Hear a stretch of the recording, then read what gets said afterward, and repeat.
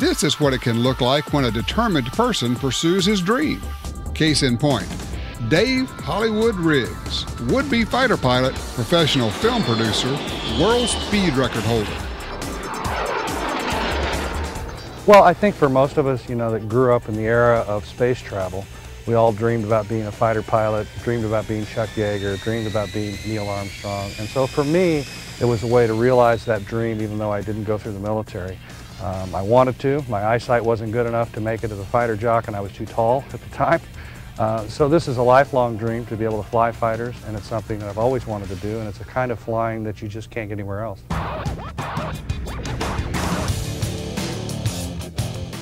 This is a L-39C. It's made by Aero Vachoti in Czechoslovakia. It was contracted as the primary Russian jet trainer. So it was the airplane that people flew to learn how to fly MiGs. And it's very comparable to the American A-4 Skyhawk in speed and handling. In fact, if you look at it, it's kind of a knockoff of a Skyhawk. It's still used as a frontline ground attack, light attack fighter. When it's deployed in military service, it's got 2 rocket pods, 2 500-pound bombs, and 2 Sidewinder-style missiles, and a 50-millimeter cannon in the belly. Of course, when we bring it over here, they demilitarize it and take all that fun stuff off.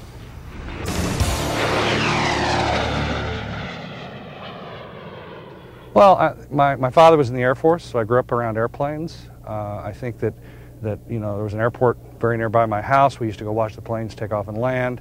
And the very first opportunity I got, I was in a plane, and just been an obsession ever since.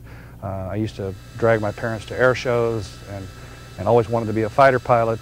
Actually, I wanted to be an astronaut and found out the only way to be an astronaut was to be a fighter pilot, so I figured, okay, that's the way to go. And then when I realized that I couldn't be a fighter pilot, I still was stuck with the aviation bug, and it's lasted for 28 years.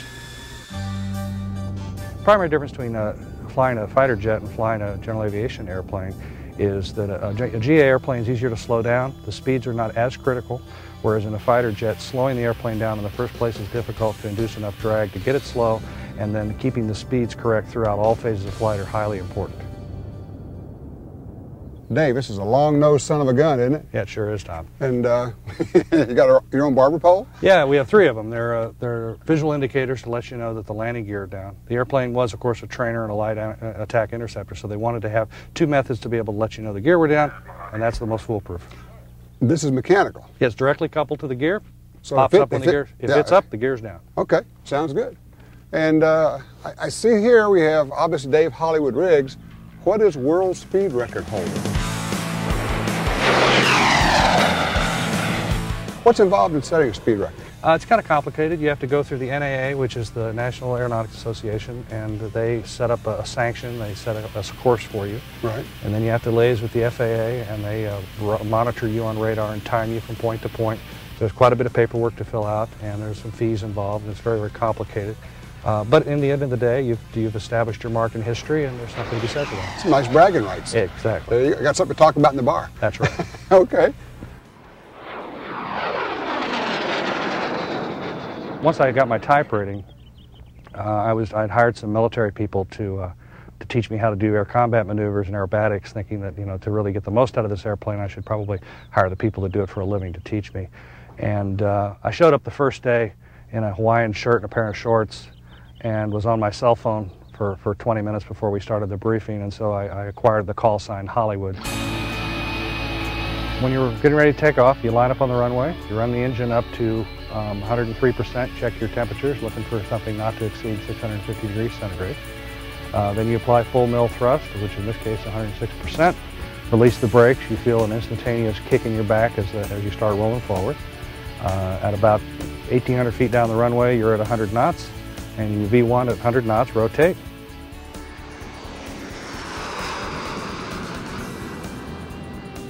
Once you have a positive rate of climb, gear up. Flaps come up at 140, which is seconds later, and you're accelerating through 160 towards your target to climb speed of 196 indicated. At 196 indicated, depending upon the outside temperature, you're doing for 3,500 to 4,000 feet a minute vertically, and you can hold that speed and that climb rate all the way up to 35,000 feet. When you come back into land, if you fly a normal pattern, and there's 2 kinds of pattern, the military overhead, which you come straight down the runway at 1,500 feet off the ground, brake hard to the left or right depending upon the airport, and idle thrust, speed brakes out, gear, flaps, etc. But in a normal pattern entry, you would fly the downwind leg at 180 knots, gear down at midfield on the downwind, 1 notch of flaps just before the base, turn base, hopefully you're down to 160, 150, and turn final, bringing the final notch of flaps down to 40 degrees at 130 knots, 120 on short final, and try to touch down at 115 knots. Okay, got it. Now, all that remains is to get in and go flying. I've often wondered what comes first with a dream machine, the dream or the machine. Either way, in this case, it's a Hollywood ending.